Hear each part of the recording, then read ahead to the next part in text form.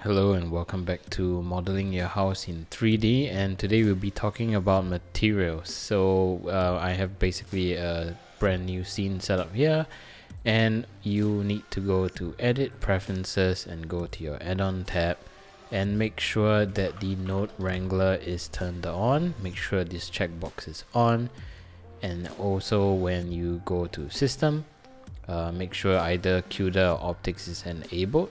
If you do not have any of these graphic cards or anything that supports CUDA or Optics, just make sure this is set to none. For me, I'm using Optics and I just have my GPU and my CPU ticked on, and that's it. So I've been wondering how am I going to approach this topic for weeks now, and I figured that the only way is to just jump straight into it and apply a material and show you how to do it, because the topic is really big, and entire careers are made out of this topic alone. So it's gonna get a bit dry if we go into the nitty-gritty. So we're just gonna go straight on to how to apply and tweak some of the materials. Gonna be much more simpler than I initially wanted it to be. So first things first, we're gonna just select this cube right here, and if you can see, there's this material properties tab.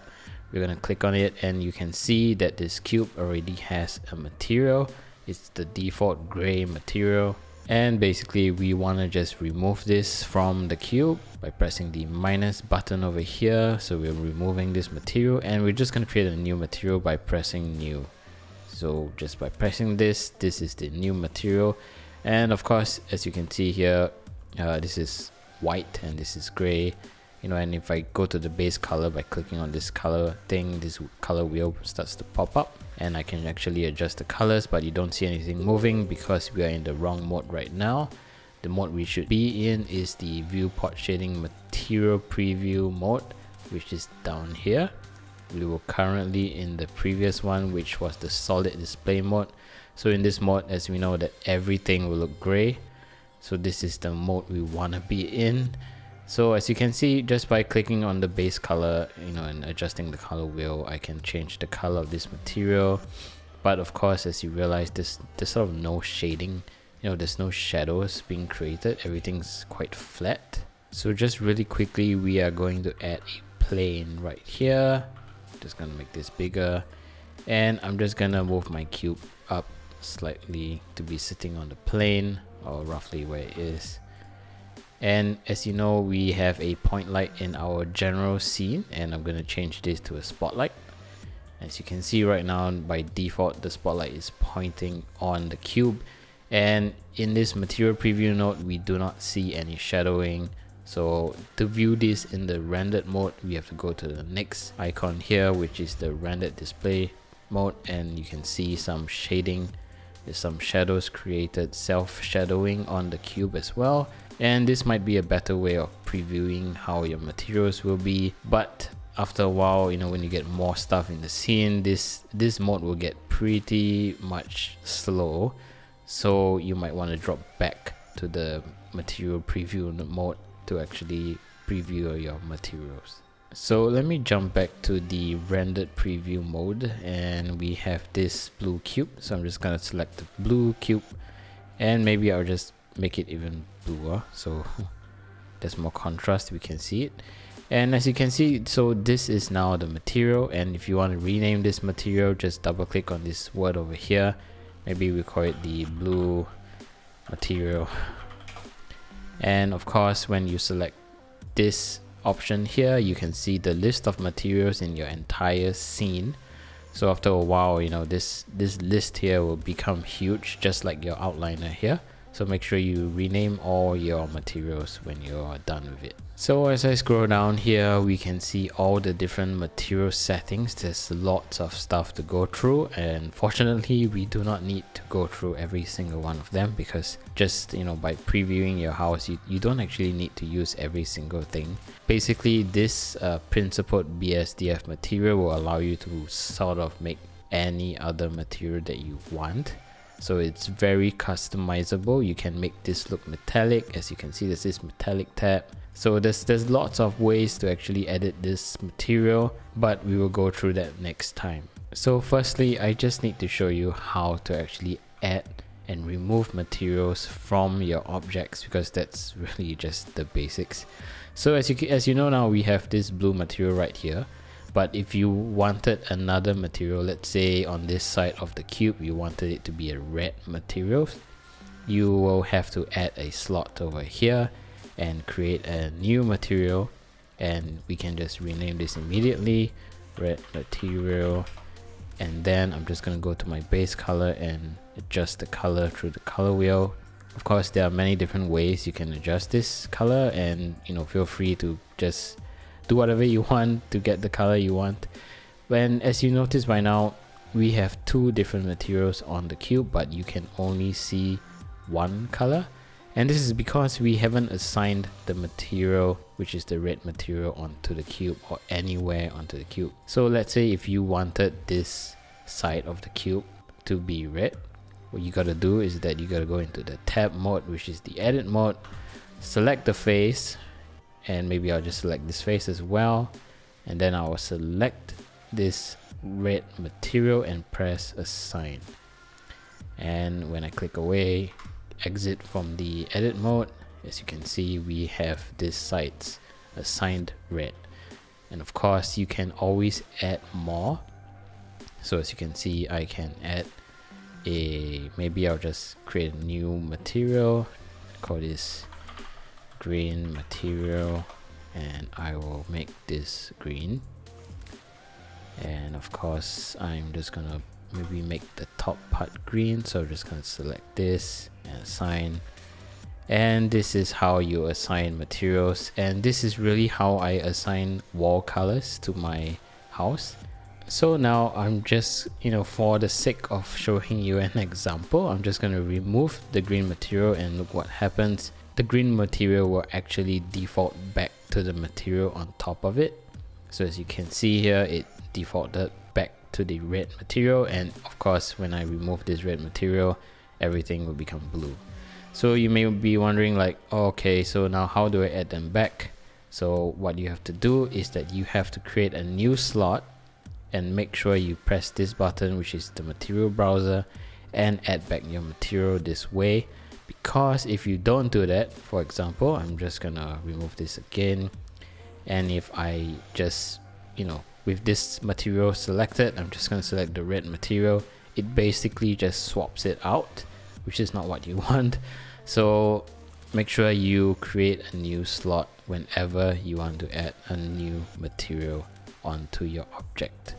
So now with that out of the way, I'm just gonna delete this cube right now, and I'm just going to create a UV sphere, and I'm just gonna bring this up so we can see it, and I'm just gonna right click and shade smooth so we can see this is a beautiful smooth surface. And okay, for the sake of this example, I'm just going to the modifier and add a bit more subdivision so it doesn't look so blocky. So I'm just going to increase this to 2, render, just put it to 3, and this is basically subdividing the sphere into more polygons, so you actually get a smoother edge from compared to just now. And then I'm going to jump back to the material tab, and I'm going to add a previous material that we created. I think I like the red one. So as you can see some specular highlights. Specularity actually refers to the glossiness of the object, and of course there are many other options to play with as well. As you can see here, there's this specularity option here, this metallic. So let me just explain really quickly what some of these things are. So base color is base color, and subsurface and everything that has to do with subsurface usually involves with materials such as skin or plants or something with a subdermal layer which sort of reflects light differently. So everything subsurface is more for that. Metallic, of course, it's to turn an object material to look metallic. Specularity, there's two things, and generally these two things should be left default unless you want to play with a specular tint. Then there is roughness, which is one of the most common one that I always use to adjust the glossiness of the material. Anisotropic and anisotropic rotation is sort of like a cheat when you want to adjust the specular highlights to look like in a single line. You know, sort of like the brush metal look when you get a reflection from brush metal. It always reflects in a line instead of a round sphere like this. And then Sheen sort of adds some sort of material look, like for example velvet, you know, where the sides you get a bit more reflection from the light, so it, you know, there's this velvety feeling where you get this Fresnel effect sort of at the edges of the model. So the whole Sheen thing goes with that. Clear coats are mainly for car materials. IOR is index of refraction, and this is if you want to turn this entire thing into a glass, so you can adjust the index of refraction. Transmission is sort of telling you how much light is being transmitted through the object. So like let's say jelly, you know, you're gonna adjust this more towards 1 so you get more light passing through the object. And transmission roughness is, you know, how clear is the interior of the object. So like jelly, it's pretty clear, but maybe for glue it's not really. So it's mainly for objects like that you use transmission. And emission is basically, you know, if this thing emits light or not. And then alpha, of course, it's whether there's any transparency to the object at all. So transmission and alpha is sort of different, because you may have some light transmitting through the object. It doesn't mean that it's transparent.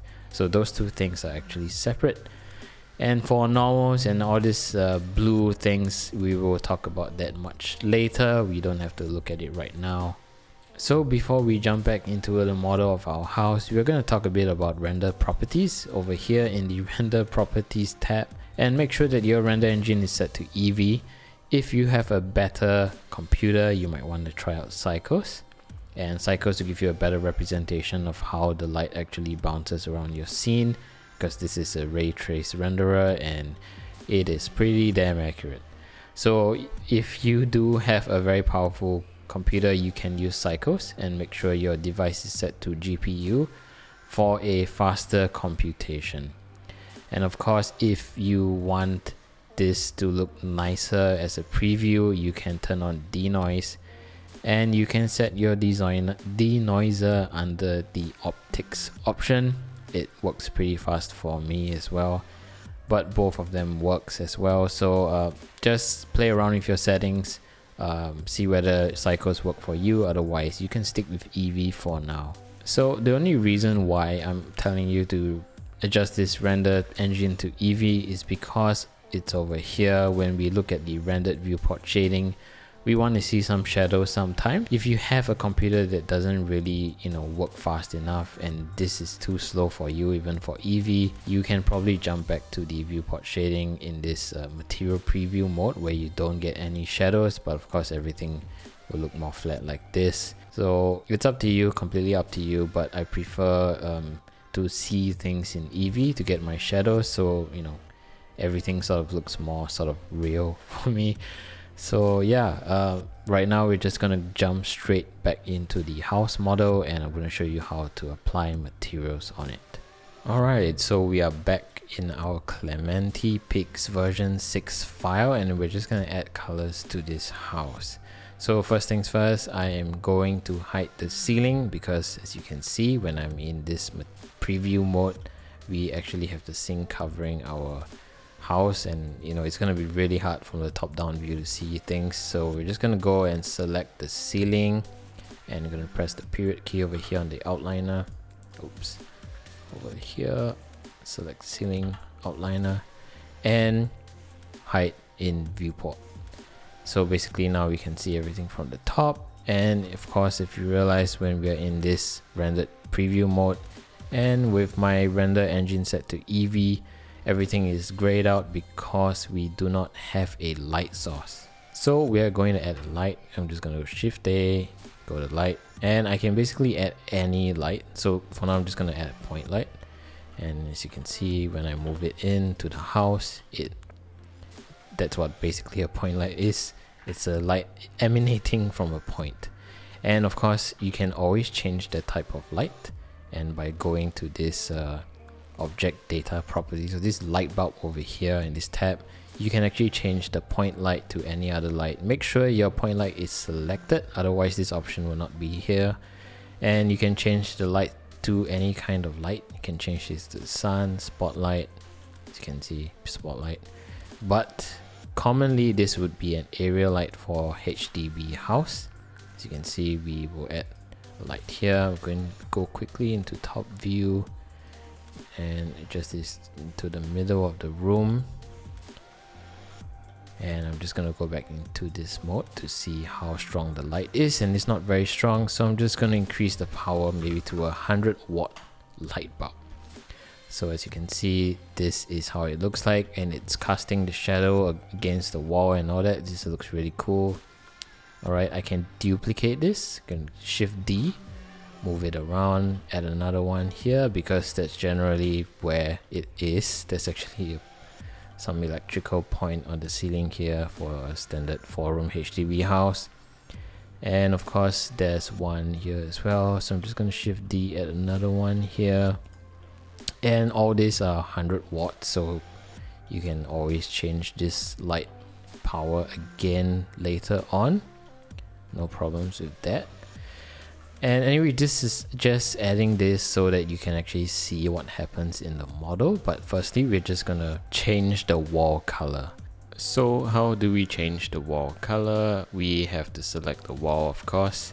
And as you notice by now, our perimeter wall does not have any material over here. As you can see in the material properties, there's actually no material assigned. So we're gonna do it by pressing new. And I like to just rename this. I usually call it a default underscore wall, and then I would actually assign the color. Generally I put it with white in color, but maybe for this tutorial I'm just gonna make it a bit beigey-ish. So let me just adjust the color a bit, maybe something like this, less saturation. Yep, by the way, so HSV means hue, saturation, value.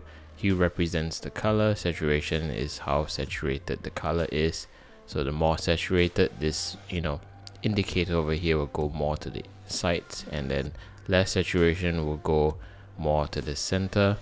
Value represents the one at the side over here, and it shows you how dark or how bright the color is. So of course you can adjust the colors based on red, green and blue, or even the hex number. It's completely up to you. So let's just continue from here. So now we have the default wall color set, and because we already have this material here, we can actually start slapping on the same material to the other parts of the wall.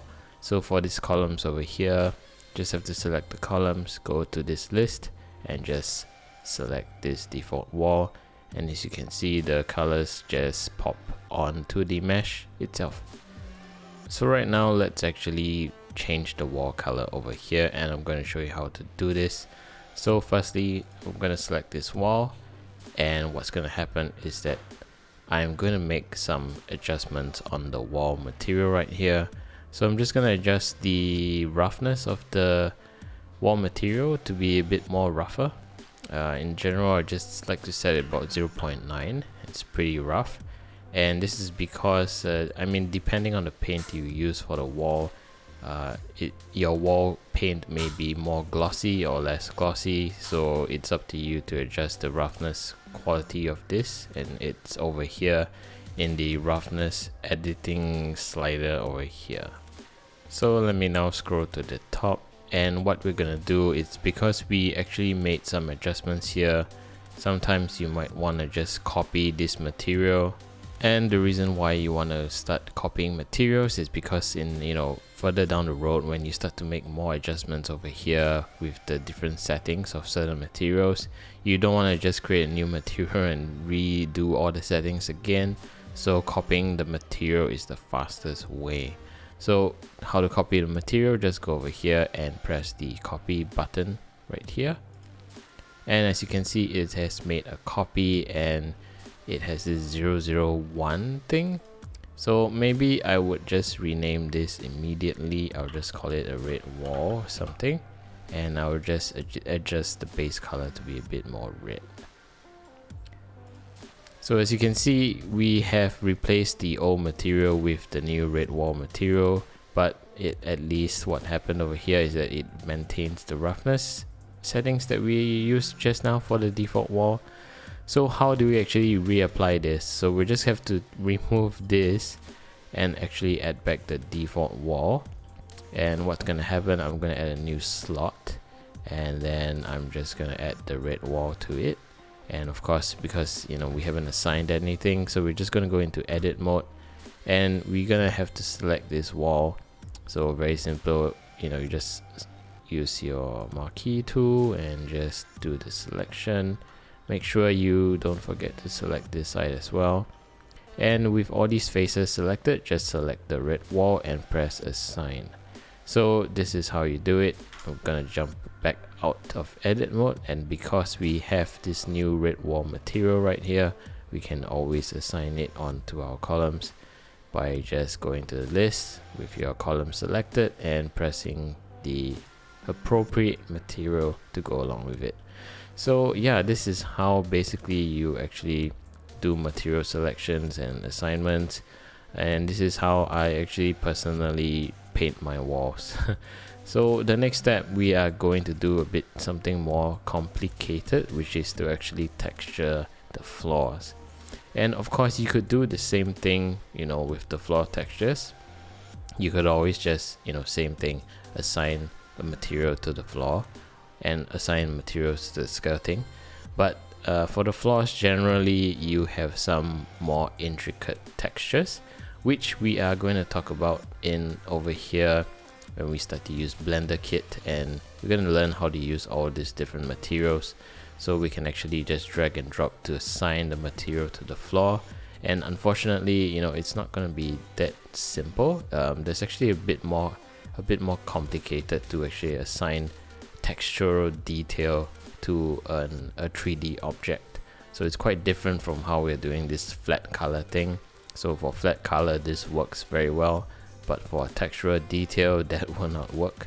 So for the floor, we're just going to add like some parquet wooden flooring thing, and I'm going to show you how to actually do it properly. So yeah, so that's all for now. Please go ahead and start coloring your walls, and I'll see you in the next video.